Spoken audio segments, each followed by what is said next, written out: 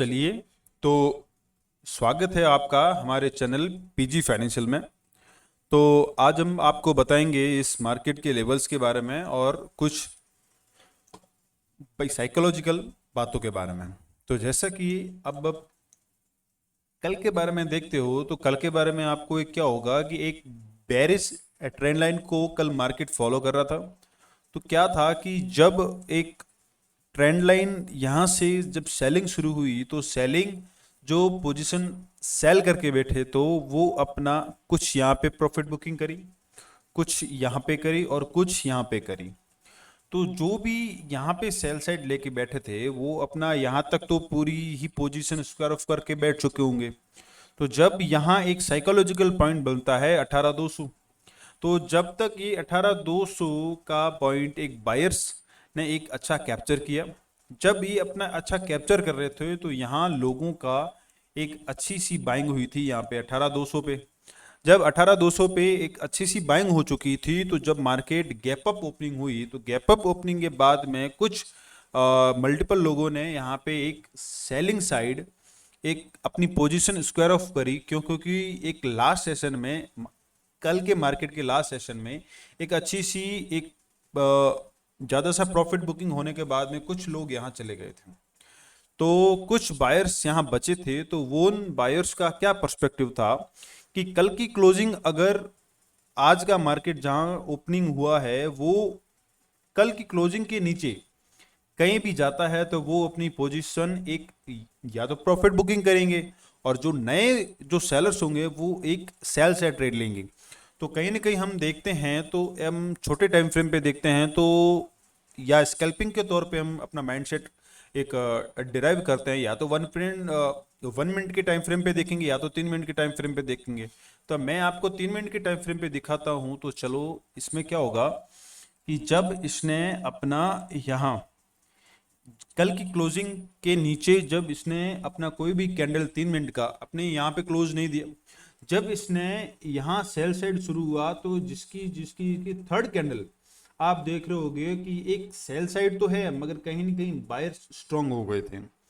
तो buyers strong होने के बाद में जब इसने कल की क्लोजिंग जहाँ हुई थी वो एक लेवल था, तो वहां पे उसने एक बायर्स स्ट्रांग का एक बेरिश कैंडल टाइप बनाया। तब जब इसकी सेकंड कैंडल जो इसकी अब मार्केट ओपनिंग के हिसाब से लेके चले हैं, तो जब इसका फोर्थ कैंडल एक अच्छी सी बाइंग के ऊपर ही सिनेरियो एक सेटअप बिल्ड किया, तो हमारा क्या पर्सपेक्टिव बन रहा था। तो यहाँ से तो ट्रेड ले नहीं सकते। अब नहीं लेने का क्या था कि जब तक एक, या तो देखो कि मार्केट जब शुरू हुआ था तो एक दो सिनेरियो बनते, या तो ये साइडवेज हो जाता या तो एक अच्छी सी बाइंग हो जाती। तो बाइंग हमारा ट्रेड बन रहा था यहाँ पे, ये यहाँ पे बन रहा था। क्यों? अब क्यों बन रहा था मैं आपको ये बता देता हूँ। जब ये मार्केट आया अपनी आज की 26 मई के दिन, 26 मई के दिन जब ये आया, तो इसने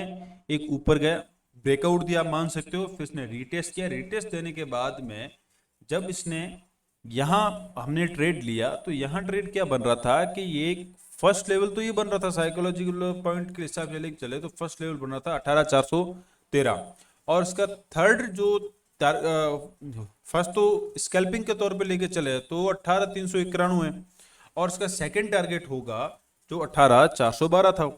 तो इसने ये अपना हिट किया। तो ये हमने लेवल सुबह ही मॉर्निंग में बनाए थे, आप जाके चैनल में जाके आज के लाइव में देख सकते हो कि हमने एक फ्रेश लेवल बना के दिए थे आपको, और उसी के हिसाब से उसी के लेवल को रिस्पेक्ट करते हुए मार्केट ऊपर की ओर गया।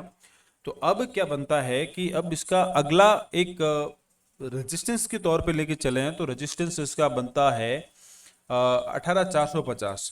तो जो भी एक लॉन्ग टर्म की यूज में लेके चल सकते हैं, तो अपना लेवल 18,450 लेके चल सकते हैं, इसमें कोई दिक्कत वाली बात नहीं है।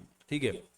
अब या तो क्या है कि मार्केट 18,413 और 18,450 के बीच में या तो साइडवेज हो जाएगा, या तो एक रिवर्सल जो पे पैटर्न बना के अपना नीचे की ओर सेल करेगा।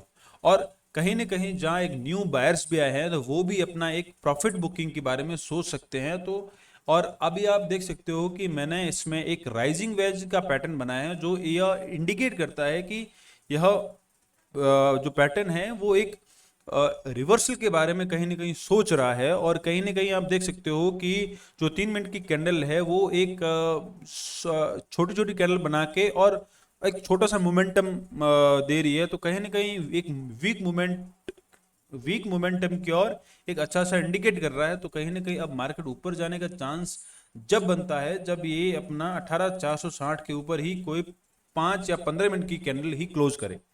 और कहीं ना कहीं एक ज्यादा एक साइकोलॉजिकल पॉइंट लेके चले तो ये अब प्रॉफिट बुकिंग के और चल सकता है। तो जैसा कि अब हमने बताया है कि ये एक है, तो कहीं ना कहीं एक राइजिंग वेज है, तो कहीं ना कहीं एक रिवर्सल पैटर्न की ओर इंडिकेट करता है। ठीक है।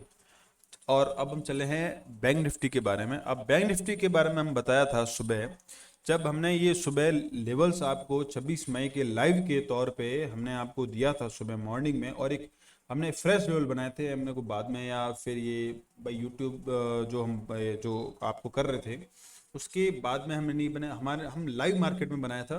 तो अब आप देख सकते हो कि ये एक लेवल्स कहाँ बन रहे थे। तो जब कल की मार्केट नीचे आई और 17,400 एक 43,400 एक साइकोलॉजिकल पॉइंट था। तो कहीं ना कहीं जब ये मार्केट में एक सेलिंग आई, सेलिंग होने के बाद में जिन जिन लोगों ने अपनी प्रॉफिट बुकिंग करी, वो प्रॉफिट बुकिंग होने के बाद में जब एक 43,400 पे एक डब्लू पैटर्न प्लस एक साइकोलॉजिकल पॉइंट भी है, जब इसने अपनी नेकलाइन ब्रेक करी तो कुछ लोगों ने यहाँ एक बाइंग करी है। बाइंग करने के बाद में जब ये अपनी बाइंग हो गई थी, तो कल की क्लोजिंग इसकी करीबन बन रही थी 43,681। तो जब तक 43,681 जब ये मार्केट गैप अप ओपनिंग हुआ, गैप अप ओपनिंग होने के बाद में ये इसने अपना कल की क्लोजिंग 43,681 तोड़ा, और इस लेवल्स के नीचे ही कहीं ना कहीं एक अच्छा सा कंसोलिडेट किया। और कंसोलिडेट करने के बाद में इसने एक ट्राइंगल, जो एक कंटिन्यूशन ही पैटर्न है, इसने एक बिल्ड किया, और एक फॉर्मेशन के तहत हमने एक लेवल्स दिए। एक लेवल्स इसका था 18,381, जो एक कल की क्लोजिंग थी। तो इसने इस लेवल को एज अ रेजिस्टेंस इसको यूज किया, और कहीं ना कहीं एक जिन लोगों ने इस लेवल्स के रूप में अच्छा सा रिस्पेक्ट दिया है, तो कहीं ना कहीं मैं आपको बताता हूँ यहाँ पे इसका स्टॉप लॉस रखेंगे इस पैटर्न के, जहाँ ये रैली शुरू हुई इस कंसोलिडेशन के जस्ट नीचे। तो कहीं ना कहीं 70 पॉइंट्स का तो स्टॉप लॉस था, और इसका फर्स्ट टारगेट बन रहा था मैं आपको बताता हूँ 43,831, करीबन 138 पॉइंट का। फिर इसका सेकंड टारगेट था 200 पॉइंट का। 200 पॉइंट का एक अच्छा सा टारगेट बन रहा था। अब क्या है कि ज्यादा ग्रीड मत करो, जितना मिल चुका है लेके निकल जाओ। अब क्या है कि अब ग्रीड की कोई लिमिट नहीं होती। जब तक आप लिमिटेशन में काम नहीं करोगे, जब तक आप एक प्रॉफिटेबल ट्रेडर नहीं बन पाओगे।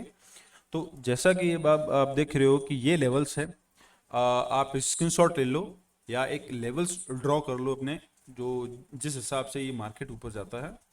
तो अब एक अच्छी सी बाइंग यहाँ हुई है, तो कहीं ना कहीं यहाँ पे एक कुछ लोगों ने यहाँ पे ही प्रॉफिट बुकिंग करी है, और यहाँ कंसोलिडेटर के ऊपर इस लेवल को ब्रेक किया है। तो अब आगे लेवल लेके चले हो तो 43,926 लास्ट मानूंगा। यहाँ पे जो भी बायर्स हैं, जो एक कंटिन्यूशन पैटर्न को तोड़कर जिसने बाइंग करी थी, तो अब 43,926 ये लास्ट लेवल है। अब मैं आपको ये एक ज़्यादा सजेशन करूंगा कि अब जिन लोगों ने यहाँ बाइंग करी थी वो अपनी कोई भी पोजीशन स्क्वायर ऑफ कर सकते हैं, और आज का दिन का ट्रेड खत्म कर सकते हैं।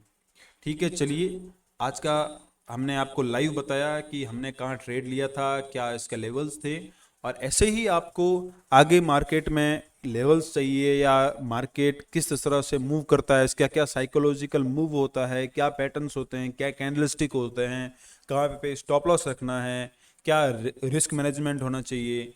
तो ऐसे ही वीडियो आपको चाहिए तो इस वीडियो के कमेंट सेक्शन में आपको जिस टॉपिक के बारे में चाहिए उस टॉपिक के बारे में हमें बताइए, और हम ज़्यादा से ज़्यादा ट्राई करेंगे कि उस टॉपिक के बारे में